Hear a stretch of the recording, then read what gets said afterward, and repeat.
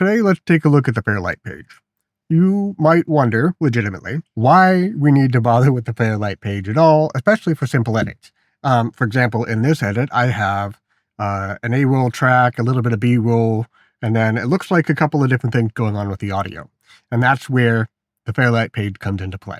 So, for example, in this project, I have kind of this section. You see where I have dialogue 1 here on track A1. All of these shots are outdoors at the car. These shots, in A2, dialogue 2, are in the car. Then A3 or sound effects is not dialogue. Now, have a listen. Here's the outdoor shot with the car. But I need to make sure I get exactly the right Blake fluid. Okay, so there's a couple of things here I noticed. First of all, there's wind noise. We are using the studio version, so we can use the AI voice isolation tool to help take care of that. And in fact, if we really wanted to, let's say here, we'll zoom in a little. Let's say that the wind is particularly bad on this track. We could go into the inspector and use the AI voice isolation there. And setting them out. But there's a whole lot of clips here. So sure, I could take this clip, Control C, or Command C on a Mac for copy, and then we'll select the next track here, Alt V, which will paste the attributes. So we'll copy over the effects. You can see here it'll automatically copy over the effects. And so we're effects. But if we zoom out a little again here, there's a whole bunch of clips there. I'd have to do that for each and every one. Let me undo that, get rid of that voice isolation there, and now we'll go over to the Fairlight page, and we can put the voice isolation on the entire first track, A1, DX1. So let's play it here, and we'll turn on the voice isolation, put it around 50%. Voice isolation can make it sound pretty weird if you turn it all the way up. Actually, let's turn that down a little because there are sound effects in this that we need to hear. We need to hear the rattling around the engine and whatnot. Blake fluid. And I can just barely see right there that it says DOT3, .3. That's the kind of brake fluid I need. Well, I've got to go to the auto parts store. That means a little bit more driving. All right. It cuts the wind noise back a lot. The voice isolation is really kind of cool for that. And I can still hear some of the stuff that's going on. Well, here, like back it up, you can hear it even more right at the beginning.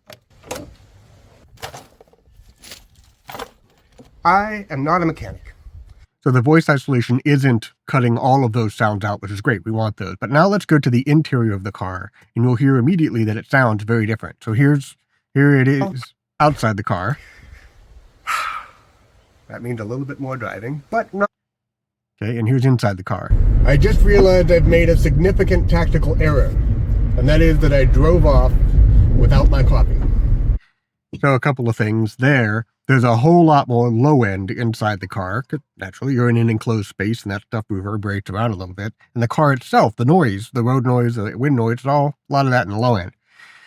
So we can put voice isolation on there as well, but I'm going to turn it down even lower,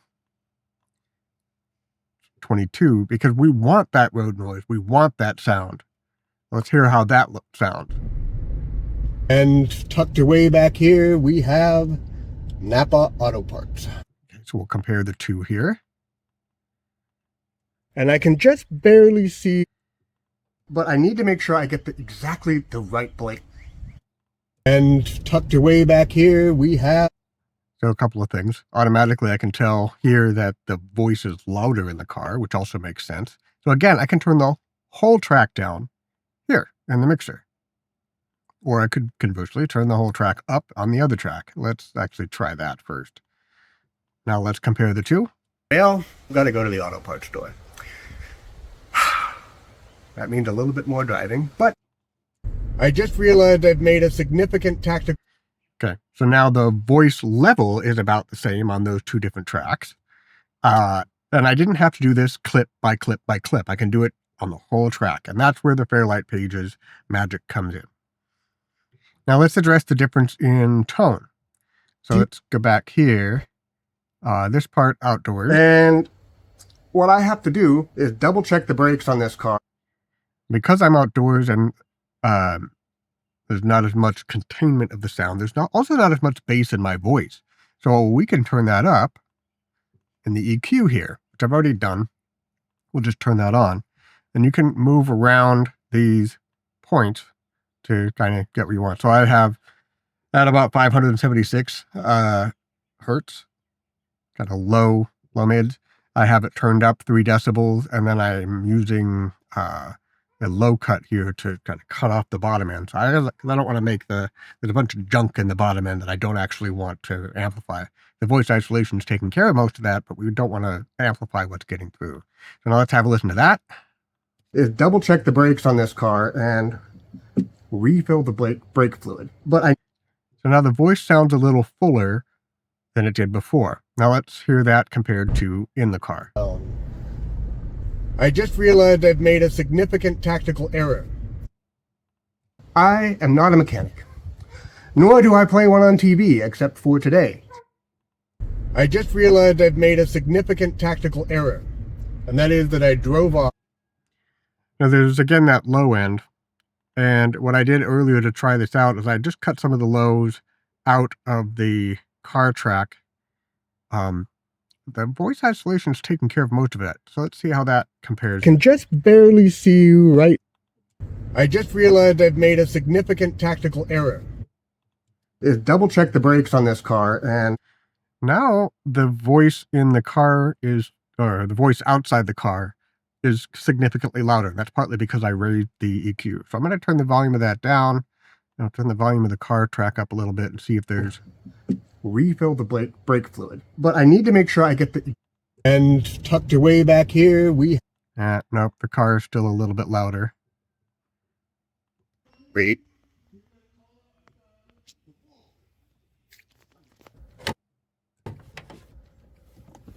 All right. Mission accomplished. You know what I'm most excited about? Let's compare that to outside the car. I am not a mechanic, nor do I play one on TV, except for today. And I just realized I've made a significant... All right. Well, that's close enough. You can make adjustments in real time very easily. That affects the whole track. I like it now. We also have this track down here, sound effects, which of course I don't want noise reduction on. So I have moved all of the... Oh, wait. There's one here. This is probably a sound effect. Yeah, it looks like it's the hood opening, and it's on the wrong track. Let's hear how it sounds. Okay. It fits so far, but let's go ahead and drag it down to the sound effects track and see how it sounds there.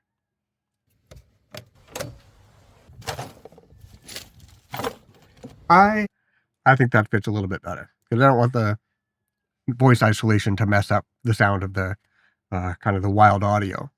The same thing here. When we get into the car, we want to have the road noise or the engine sound, but we don't want it to be too loud.